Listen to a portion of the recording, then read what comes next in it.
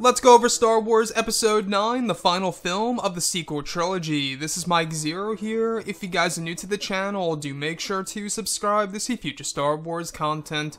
Now, as you all know, JJ Abrams will be implementing prequel trilogy continuity for the final installment of this trilogy, which honestly I think is the main thing going for JJ Abrams when it comes to Episode 9. I think a lot of people really want to know exactly what he means by putting in a lot of prequel trilogy content in Episode 9 in order to wrap up the entire Skywalker saga and all of the episodic films alike.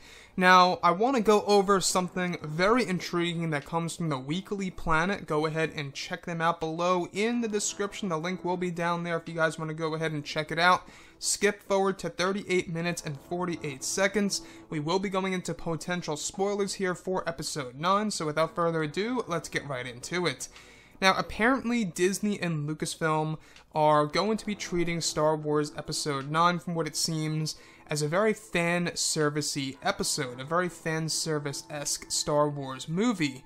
And one of their main plans is, of course, bringing back Anakin Skywalker and Obi-Wan Kenobi in Star Wars Episode 9. Now, no specifics on exactly how they would return, but it does indeed connect to all of the different concept art descriptions that we have been going over these past couple of weeks involving an Anakin Skywalker hybrid Force Ghost, though we haven't really heard much about Obi-Wan Kenobi, so this is a very interesting thing for sure.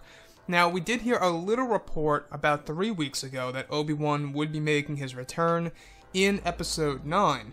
Now, the thing is, I think it gets tricky with Obi-Wan Kenobi, because how exactly would they make Obi-Wan Kenobi look in Episode 9? Would they go the young route or the older route? If they go the younger route, it's going to be Ewan McGregor. And that, I think, would be a great way of somewhat teasing the Obi-Wan Kenobi movie that would be a follow-up to Episode 9, the next Star Wars film. I think that would be a great tool, a great way to reintroduce the character to a lot of the Star Wars fans out there, and new ones alike, and get people watching more Obi-Wan content in the original trilogy and Star Wars Rebels, you name it, the prequels. But the thing is, if they were to go down the old Obi-Wan route, exactly how would they be able to do a Sir Alec Guinness recreation? Now, we do know that CGI has come a long way, and it really is, because, well, in Episode 9, they're going to be using brand new revolutionary technology. We went over this about 2-3 months ago. They're going to be using this heavy technology that will be able to use a lot of great CGI. And this, started making a lot of people thinking that maybe this is for a recreation of a specific character, such as Obi-Wan Kenobi's, character portrayed by Sir Alec Guinness. Now, we've seen this being used in Rogue One with, Tarkin, though I will say, Tarkin was well done, but there were parts where I was saying to myself, in certain lighting and certain scenes where I was like, I don't know, it kind of looks like a video game in that shot, and the way he moves in that shot, it looks like a game of sorts, like not live action per se, but I think that the Leia CGI at the very end of Rogue One, they got that to a T. I mean, they really nailed it. That was so realistic, and I think it was because that was easier to do, because the guy who played, Grand Moff Tarkin, he has a very specific, jawline and a specific type of structured face. It was very hard to pull off.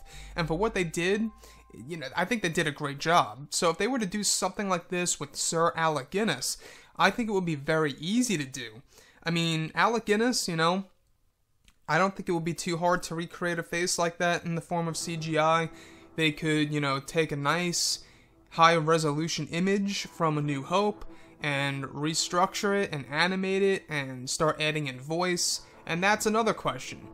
If they do the Sir Alec Guinness version, how would they make him sound like Sir Alec Guinness unless Obi-Wan is to be kept silent, like how he was at the very end of Return of the Jedi as a Force Ghost on Endor?